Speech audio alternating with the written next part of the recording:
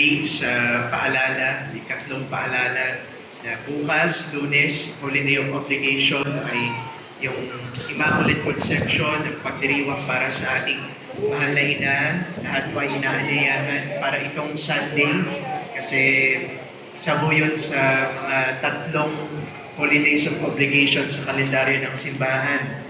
Yung January 1, December 8 at December 25, kasama ang lahat ng Sundays o linggo ng taon o yun po ang pinakamahalagang mga dapat tayong magsimba. Kaya nga, sabi ko, national holiday o holiday sa Pilipinas, idineklara ng mga nakaraang taon kasi para makapagsimba ko tayo, hindi lang makapagpahinga o walang pasok sa iba,